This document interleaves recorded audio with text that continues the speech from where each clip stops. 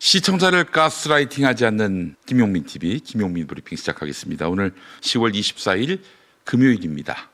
벌써 한 주의 마지막 근무일입니다. 여러분 한 주 동안 고생 많이 하셨습니다. 지금 경기도 고양시 창릉동 일대 전경을 보고 계십니다. 현재 기온이 10도입니다. 오늘 낮에는 평년 기온을 보일 것으로 예상되는데 말이죠. 자, 찬 대륙 고기압이 다시 세력을 확장하면서 다음 주 초에 한파가 예보됐습니다. 다음 주 초에 옷 든든히 입으셔야 할 것 같습니다. 단단히 또 대비하셔야 할 것 같습니다. 오늘 국회 법사위와 과기정보방송통신위원회 등 13개 상임위가 국정감사를 이어갔는데, 법사위의 공수처 국감에서는 순직 해병 관련 사건 수사를 조직적으로 은폐시켜 왔다는 의혹과 함께 내란 사건 재판장인 지귀현 부장판사의 술자리 접대 의혹 수사를 두고 여야의 공방이 예상됩니다. 과방위에서는 야당의 최민희 위원장에 대한 사퇴 요구 등으로 공전이 이어질 것 같고요. 일단 최민희 위원장이 유감을 표시했지요. 오늘 이재명 대통령이 대구를 찾아서 시민들의 목소리를 직접 듣고 소통하는 타운홀 미팅을 갖습니다. 또 이 대통령이 어떤 언급을 할지 주목됩니다. 오늘 아침 어떤 이슈들을 신문들은 다루고 있는지 오늘 아침 신문 리뷰해 보겠습니다. 고위공직자범죄수사처 이른바 공수처 내부에서 친윤석열 검사들이 조직적으로 수사를 방해했다는 정황이 이명현 특별검사팀 수사에서 드러났습니다. 해병특검팀이죠. 특검팀은 최해병 사건 외압 의혹을 수사하면서 김선규 전 공수처 수사 1 부장검사가 총선 전에 관련자를 소환하지 말라라고 지시했다는 진술을 확보했습니다. 또 윤석열 통신기록 압수수색 영장 청구를 막은 정황도 드러났습니다.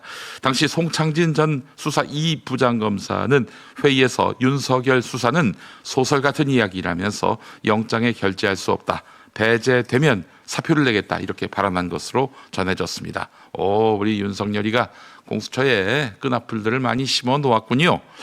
자, 말씀드린 김선규, 송창진 이 두 사람은 모두 과거 대검 중수부 출신으로 윤석열과 인연이 깊은 특수통 검사들입니다. 특검팀은 이들이 공수처 지휘부를 대행하던 시절 최해병 사건 수사를 고의로 지연시키거나 차단했는지 집중 추궁할 예정입니다. 그러니까 공수처만 출범하면은 검찰 개혁 완수된 거나 마찬가지다, 이렇게 주장했던 수박들, 그 수박들이 갑자기 생각이 나네요. 다음 소식입니다. 오늘 29일이죠. 이태원 참사 3주기입니다. 정부가 뒤늦게 감사 결과를 내놓았습니다. 발표된 조사에 따르면 참사 당시 경찰 인력이 부족했던 원인 중에 하나가 바로 윤석열 정부의 대통령실 용산 이전 때문이었다는 것입니다. 감사 결과 대통령실 인근 집회 시위 대응에 인력이 집중되면서 정작 이태원 일대에는 경비 인력이 단 한 명도 배치되지 않았던 것으로 드러났습니다. 2020년과 2021년에는 헬로윈 데이에 대비해서 경비 계획을 세웠는데 2022년에는 이 계획조차 없었다는 것입니다.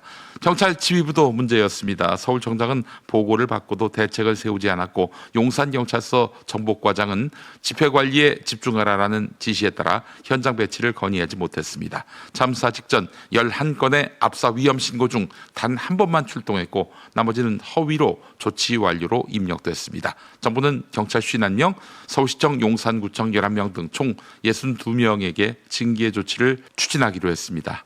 유가족협의회는 늦었지만 진상규명의 단초가 열렸다며 재난 대응과 사후 수습 과정까지 철저한 감시를 요구했습니다. 자, 경비 소홀뿐이었을까요? 이들이 의도된 참사 방치를 한 것은 아닌지 의구심이 듭니다. 영화 신명을 보신 분들은 아마 그런 의심에 공감하실 겁니다. 그냥 단순히 일과적으로 예상하지 못했던 참사였을까요?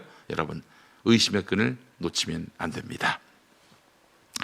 에이펙 정상회의를 앞두고 한미 양국의 무역 투자 협상이 막판까지 결론을 내지 못했습니다. 김용범 대통령실 정책실장과 김정관 산업통상부 장관은 미국에서 하워드 러트닉 상무장관과 2시간 협의를 했지만 여전히 논의가 남아있다 이렇게 밝혔습니다. 핵심 쟁점은 3,500억 달러, 우리 돈으로 500조 원 규모의 대미 투자 패키지입니다. 미국은 선불납입을 요구하고 있는데요. 현금 중심으로. 한국이 그런 외환 여력이 어디 있습니까? 이 미국 요구를 그대로 이행했다가는 바로 IMF가 오는 거예요. 네, 그래서 한국은 외환 여력을 이유로 해서 분할 투자 방식을 고수했는데요. 미국이 일단 현금 선불 요구에서 물러서면서 일부 진전이 있었지만 투자 비율, 기간, 수익 배분 조율은 여전히 난항입니다. 한국은 연 150억 달러 수준이 한계라고 보고 있고 미국은 최소 200억 달러 이상을 요구 중인데요. 협상팀은 총액을 줄이는 건 불가능하므로 납입 기간을 늘리는 것이 현실적이라고 밝혔습니다. 결국 이번 협상은 에이펙 정상회의에서 한미 정상이 직접 결단을 내릴 가능성이 커졌습니다. 이재명 대통령은 CNN과의 인터뷰에서 시간이 더 필요하지만 합리적 결과에 도달할 것이라며 동맹의 상식과 합리성을 강조했습니다. 그래서 에이펙 이후에도 논의가 이어질 가능성이 있다. 오늘 일부 신문은 또 그렇게 보도하고 있습니다. 이재명 대통령 태도가 옳습니다. 그렇죠. 뭐 우리가 시한에 쫓길 이유가 뭐가 있어요? 국익이 최우선이죠. 뭐 그림 한 장 만들기 위해서 우리에게 불리한 타협을 할 수는 없는 거 아니겠습니까? 이게 이재명 정부의 국룰이 되겠습니다.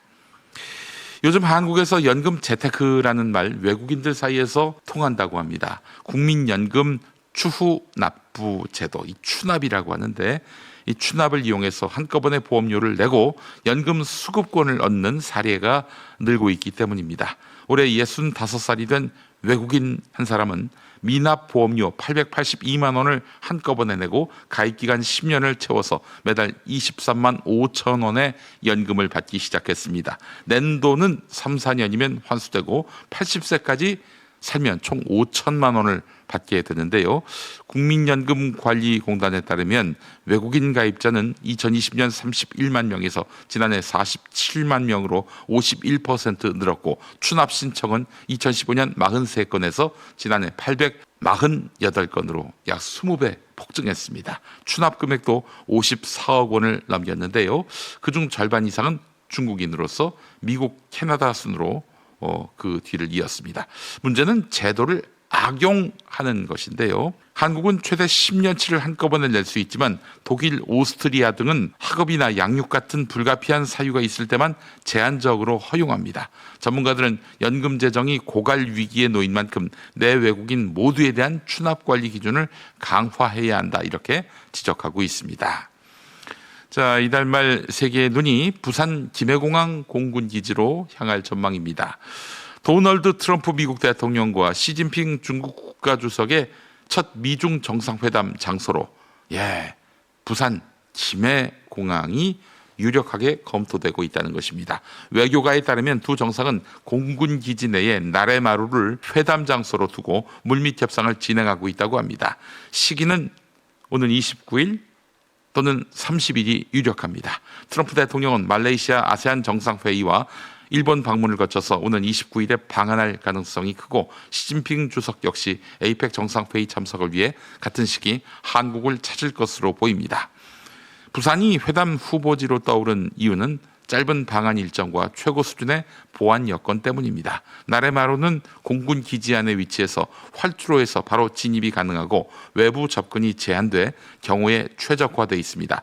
최근 리모델링도 완료돼서 정상급 회담을 치르기에 손색이 없다는 것이죠. 만약 이곳에서 회담이 성사된다면 트럼프 2기 출범 후 첫 미중 정상회담이자 6년 만에 세기의 담판이 됩니다. 관세, 히토류 등 통상 갈등이 이어지는 가운데 이번 만남에서 부산 합의를 이룰 수 있을지, 그래서 새 국제 질서의 전환점이 나올 수 있을지 전 세계에 이목이 쏠리고 있습니다. 네, 이상 오늘 아침 신문들 주요 기사 살펴봤습니다. TV뉴스는 어떤 소식을 다루고 있을까요? TV뉴스 리뷰 함께 하시죠. 에이펙 정상회의를 앞두고 관세 협상 후속 논의를 위해 미국을 재방문한 협상단이 오늘 새벽 귀국했습니다. 구체적 쟁점에 대해선 언급을 꺼리면서도 일부 진전이 있었다고 밝혔습니다. 그러면서 핵심 쟁점에 대해선 여전히 팽팽히 대립 중이라고 말했습니다. 몇 가지 쟁점들이 남아있고 그게 굉장히 중요한 순간에 와 있는 상황이고요. 마지막까지 최선을 다해보겠습니다. 규제 발표 후 토지거래 허가 구역이 확대 시행되기 전 5일의 시간 동안 이루어진 거래들입니다. 전세 들어있는 갭 투자. 자체가 이제 20일 넘어서 안 되니까 지금 세에 들어있고 웬만한 물건들은 최고가 찍은 거죠. 부동산 대책이 발표된 지난주 서울 아파트 매매 가격은 한 주 전보다 0.5% 오른 것으로 나타났습니다. 일주일치 상승률로는 통계가 공표된 2013년 1월 이후 가장 높은 상승폭입니다. 한강벨트인 성동과 광진, 강동이 많이 올랐고 성남, 분당은 역대 최고 상승률을 기록했습니다. 오늘 새벽 법원이 임성근 전 해병대 1사단장에 대한 구속영장을 발부했습니다. 순직해병특검이 출범하고 110여일 만에 첫 신병 확보입니다. 임 전 사단장은 지난 2023년 7월 최상병 순직 당시 수중수색 등 무리한 작전을 지시했다는 업무상 과실치사상 혐의를 받아왔습니다. 재판부는 임 전 사단장에 대해 증거를 인멸할 염려가 있다고 밝혔습니다. 본인에게 유리한 진술을 하도록 부하들을 회유하고 구속영장 청구가 임박해서야 휴대전화 비밀번호를 제공하는 등 수사방해 행위를 반복해왔다는 특검의 주장을 받아들인 것으로 보입니다. 재판부는 비슷한 혐의를 받고 있는 최진규 전 대대장에 대해선 피의자가 기본적 사실관계는 인정하고 있고 증거도 상당 부분 수집돼 있다며 영장을 기각했습니다. 수사외압 의혹의 핵심 피의자인 이종섭 전 국방장관, 김계환 전 해병대 사령관, 박진희 전 군사보좌관, 유재현 전 법무관리관, 김동혁 전 군검찰단장 등 5명은 모두 구속을 피했습니다. 문지석 검사의 양심 고백으로 드러난 검찰 고위층의 쿠팡 봐주기 수사외압 의혹. 윤석열, 김건희 전직 대통령 부부의 관저 불법 건축과 관련한 부실감사 의혹에 관세청 연계 마약 수사 외압 의혹까지. 올해도 국정감사에선 어김없이 권력과 결탁한 사정기관들의 봐주기 의혹들이 불거졌습니다. 이재명 대통령은 일부 사정기관들의 비리 의혹 실상에 국민들이 놀라고 있다며 사정기관의 권력남용 의혹을 철저히 조사해 단죄해야 할 것이라고 말했습니다. 국민들이 그 실상을 보고 참으로 입을 벌릴 정도로 놀라고 있습니다. 잘못들에 대해서는 그야말로 법과 원칙에 따라서 엄정하게 처리하고 단죄해야 되겠습니다. 지난 2007년 10월 경복궁 내 건청궁이 일제에 의해 헐린 지 약 100년 만에 복원됐습니다. 건청궁은 특별 개방 관람 외엔 일반에 잘 공개되지 않는데 건청궁 안엔 명성황후의 침실이자 을미사변 당시 명성황후가 시해된 장소인 곤영합이 자리하고 있습니다. 그런데 윤석열 전 대통령과 김건희 여사가 지난 2023년 3월 5일 곤영합을 방문한 것으로 전해졌습니다. 국회 문화체육관광위원장인 민주당 김교웅 의원이 국가유산청과 경복궁 관리소 관계자 등을 통해 확인했다며 공개한 자료에 따르면 윤 전 대통령과 김 여사는 국립고궁박물관 수장고를 방문했다가 사전 연락 없이 경복궁을 찾았습니다. 이때 시각은 일반 관람이 끝난 오후 5시쯤. 윤 전 대통령 부부는 약 30분간 경복궁 내 근정정과 경회로 2층, 향원정, 건청궁 등을 둘러봤습니다. 건청궁 내 곤영합엔 직원 없이 단둘이 들어가 10분가량 머무른 것으로 알려졌습니다. 어제 국회 국정감사에선 김 여사가 경복궁 근정전에 있는 임금의 자리, 즉 용상에 앉았다는 증언이 나왔습니다.